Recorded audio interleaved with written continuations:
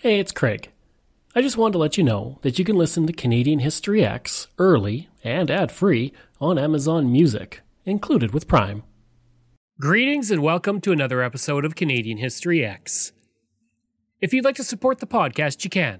Just go to patreon.com/CanadaEHX. You can support the podcast for as little as $3 a month.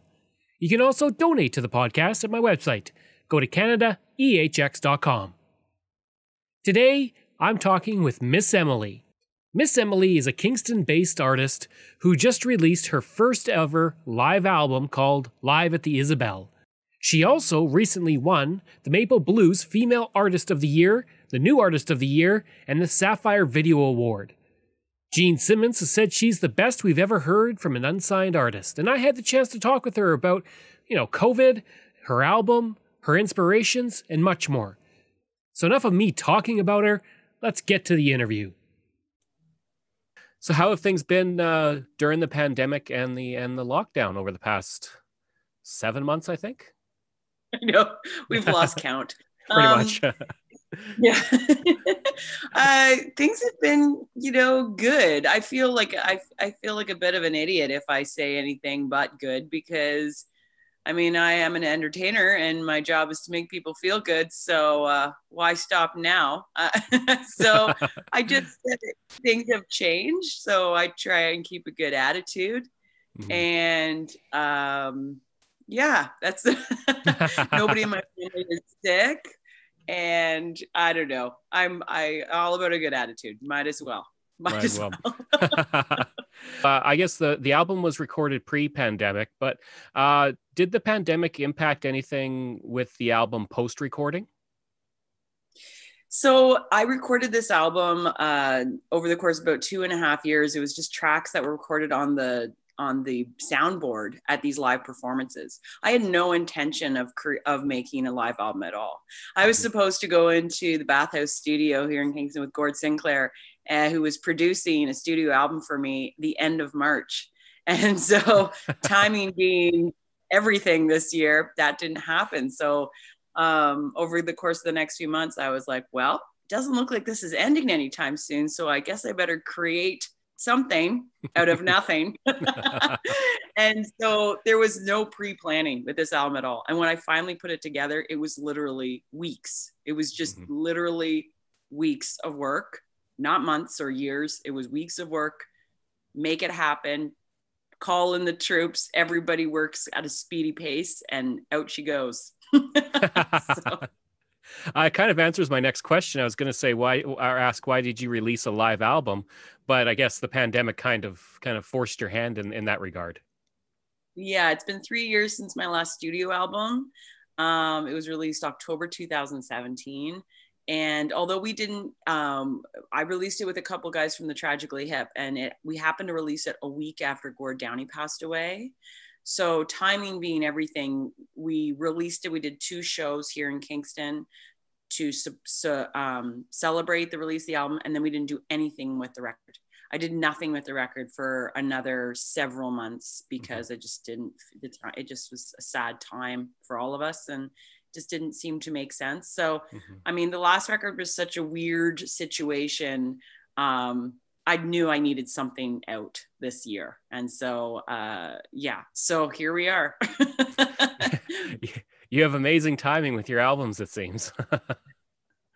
Or I don't. I don't know.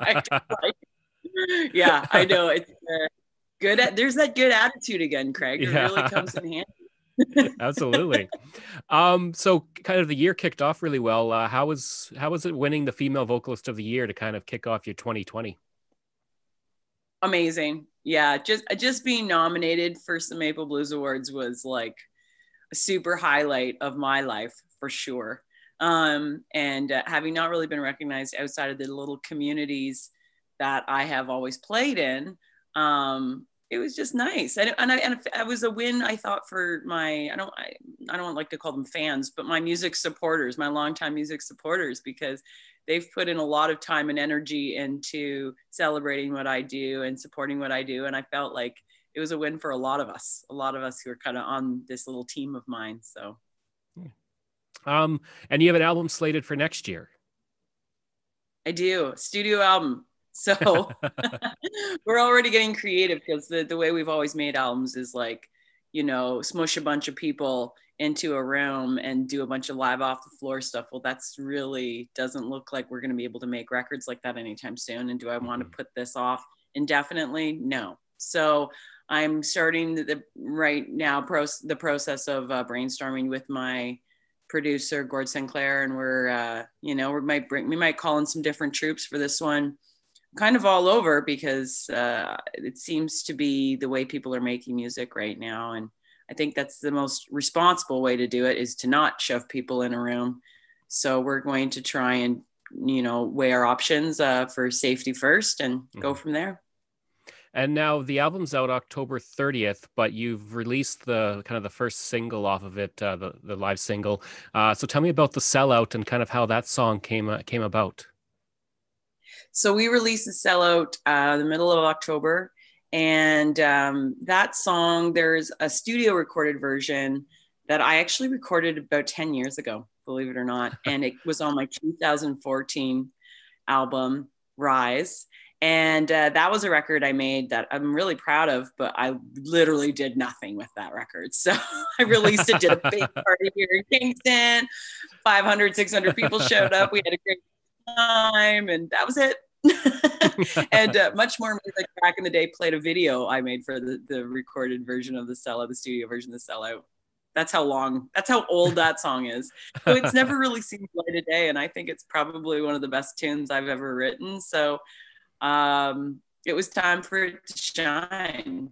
And I mean, it was written from a very honest place of, being made fun of online for being a girl and playing music. And someone called me a sellout, and I was like, fine, and I'll sell it to you and to you and to you, and like, bring it on. So that's weird to say that you're a sellout for doing music just because you're, a girl. Well, I'm a full-time musician of 16 years. I was a single mom for a lot of that. I am now married, and fantastic timing, especially now that we're in the pandemic. It's a whole other person with an income. But I, back in the day, like I played 250 plus shows a year, mostly bar shows, very not glamorous. I did a ton of my own material, always have, but I also sang a lot of CCR covers and Dixie Chicks covers. And It's Your Wedding? Sure, I'll play your cheesy Celine Dion love song. Like, I don't, if you're a full-time musician who has a mortgage, which I did as well, and a full-time dependent, being my child who likes to eat and, I don't know, have fitting shoes, you got to find a way to make it work. So the person was speaking their truth, but like, they don't friggin' know. Yeah. Nobody knows except for the other people who do what I do. And now I get to be a little more selective. Awesome. but anybody who's in my shoes and has done this for years knows that, okay, you have that corporate gig that will kind of, you might not enjoy it, but it's going to pay your mortgage for the month. Tough decisions, you got to do what you got to do. Yeah. Absolutely. So making the live album, is there any kind of special challenges to making a live album versus a studio album in normal times, I guess, not pandemic times? I saved a lot of money. It's not like I had any money set aside to spend, particularly for a live album. So it was great that, the musicians are already paid. There was no studio. I'd already, most of these shows, I rented the theater. I produced all these shows. And then there was a couple that were produced by the theater, or I didn't have to rent the space, but I still, produced the show myself. So, yeah.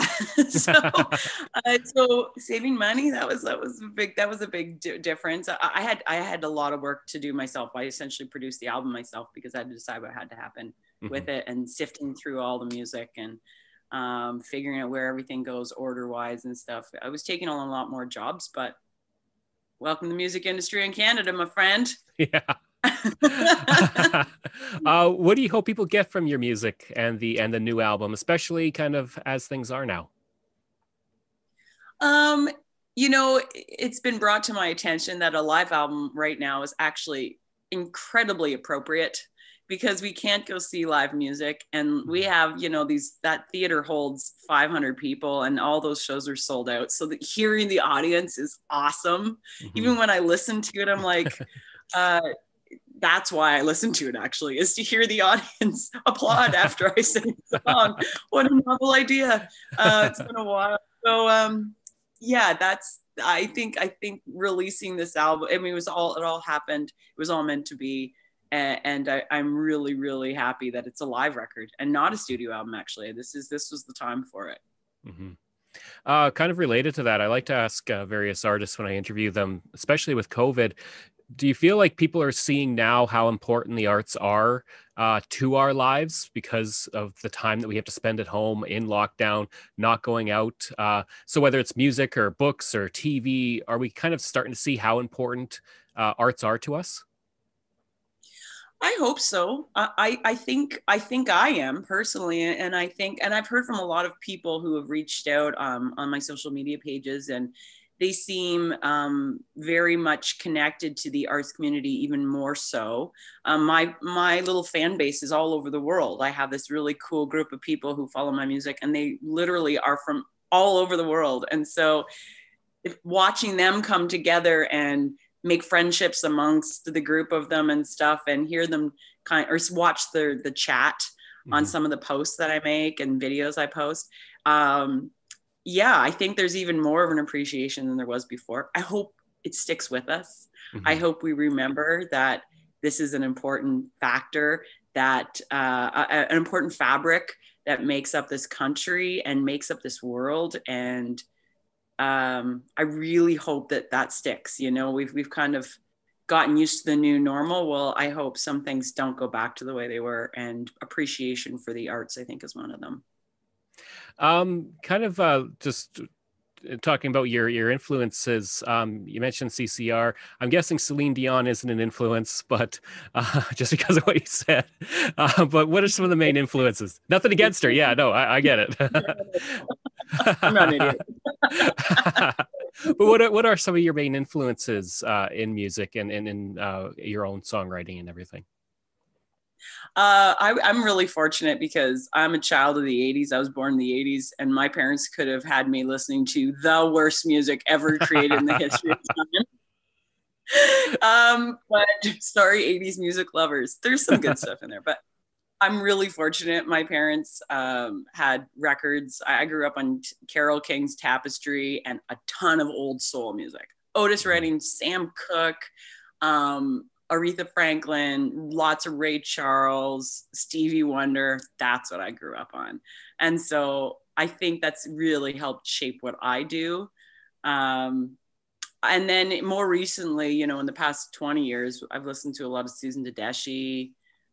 Before the Tedeschi truck stuff, though, like her solo stuff, I love it. And as a teenager and in my 20s, I listened to Sheryl Crow before she went country. I don't know, like a lot of my influence really in my whole life also has been local music. I grew up in a small a village called Milford in Prince Edward County, and there was a great music scene in Prince Edward County growing up. It was very rural, but those people who played music at the town hall shows and the little mini festivals and fairs and stuff, that's what I drew from that as well. And also the Kingston music scene. I don't have to tell you.